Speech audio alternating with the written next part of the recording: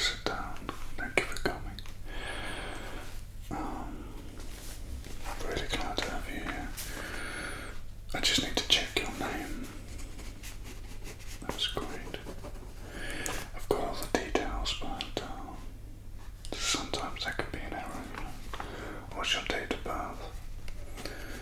Okay, that's great. And the email address that we have. Yes, the one. So it says here that you want to join the fire department, or rather the magical fire department, because you want to experience adventure and magic whilst healing people and helping people. That's perfect. I understand. I had a similar thing myself. It's that combination of saving people and getting to experience and see the other world, isn't it? It's the two together. Oh, and it's incredible. When I was growing up, I didn't know that the magic existed, but I could feel it, and it used to drive me crazy, to be honest, knowing something, but not being able to prove it or see it, and having most of the world tell you that it didn't exist. I found that to be quite difficult. How did I find out? Well, I suppose I can tell you because it's important for you to learn about this organisation. Well, I was started with fire safety training to become a normal firefighter, and we were at a job that it was a tall house. It was 5 stories, and there was a fire on the top floor. There's a man trapped up there, and he was in one of the back rooms. So we couldn't go in through the back, we had to go in through the front. I went up into the top window. So I went up the ladder into the top ladder. And as I got to the window and pulled it open, there was fire all around. But I looked in and I could have sworn I saw one of the areas of fire. It kind of like moved, not like kind of waving fire. No, it kind of like it took a form, like a human form, and it kind of scurried into the hallway. I thought I was hallucinating. I really did. Which is scary when you're there to save someone, but especially when you're on a ladder that high up. But I thought it was perhaps the fumes of something that was burning in there was starting to play tricks. I had the breathing apparatus on, but still I thought it must be something's got in somehow. And I climbed in the room. I went through the back, and in the hallway there were 5 of these creatures about this tall. They must have been about 4 foot tall. And they were made of flame.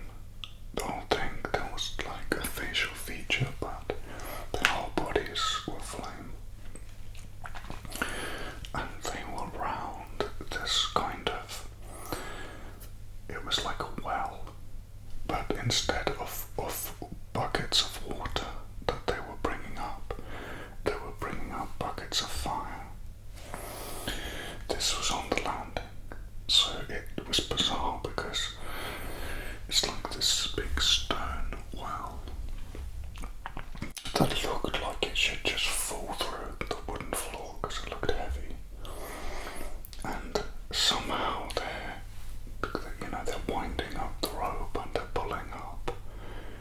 these buckets of fire, and everything's on fire. The rope is on fire. The bucket's on fire. There's fire in the bucket. The well's kind of on fire, but the rope isn't breaking. So I'm thinking at this point, like, I've completely lost my mind. Like, I must be really unwell, and I'm like, I need to get out of here quickly. So I shouted for the man, and he said he was in the back room, and I said, come out and I'll take you down the ladder. And this is when I knew, and he said, I'm not coming out if they're still there. And I was like, oh no. So I was sort of clinging onto a little bit of hope, and I thought maybe he was talking about something else. So I said, if who's not still there? And he said, those 5 fire creatures around that bizarre looking well. And I was like, oh, okay. The problem is I hadn't triggered any kind of hallucination in his mind. If we were both hallucinating from, say, some fumes or something, then we would have both seen different hallucinations. But I hadn't said anything to him, and here he was seeing the same thing as me. So they weren't looking at me, they were kind of like over, and I had a clear shot to the back room. They were really quite focused on what they were doing. So I was like, I just need to get this guy out of here. And I started, so I ran through, and I grabbed him and I said, look, we need to go. Oh, it's okay, like, they're not, I can see them, and they're not paying attention, so we've got to go now. Otherwise we're in big trouble. So he agreed, and we just ran through the room and back onto the ladder. As we started to come down, I looked up, and one of these flame creatures had poked its head out of the window, was looking down at me and him, and it pulled its hand back as if to throw something. And I immediately was like, oh, I know what this is going to be. This is going to be like a fireball or whatever. Not because I had any experience with this, but because it was just like the logical thing from a creature like that. He didn't have anything in his hand, so I was thinking it's going to be an extension of flame, you know. So I am incredibly vulnerable at this point. I don't have any way of protecting me or the person I'm saving. As they pull the hand back and they go like that, this shot of a kind of crystallized water. It didn't look like normal water, it was like it had diamonds in it. And it fires like this really thick stream of water out of this hose. It fires directly at the hand and just turns the whole thing into like a kind of weird crystally ice, like the whole creek. And then it just smashes into little pieces. Now I'm obviously relieved. This has happened in a split second. But then it dawns on me. I'm like, hang on. How did the fire hose come so like horizontally straight when the fire trucks are on the ground and we're descending from the 5th floor of a townhouse. And so I look around, and behind me is this unbelievable fire engine that is hovering in the sky. It's got like clouds around the base of it, and it's sucking up water from these clouds. They're like dark green clouds, it's sucking up water from them. And as it's firing them, but the clouds have got like a crystal kind of vibe. And as it's firing the water, the clouds are getting lighter as the water is drained from them. And I'm just like, what is going on? So we descending as this is happening. I'm not complaining, I just want to get off this ladder. We're coming down.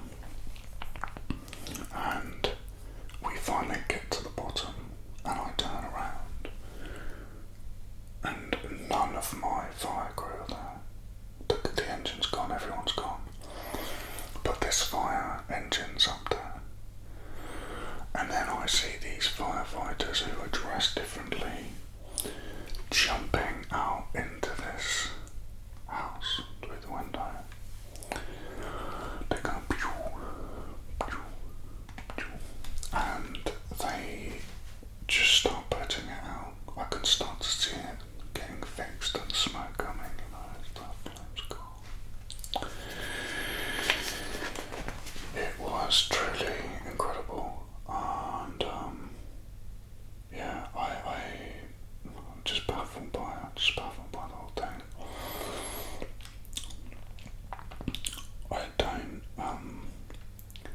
I didn't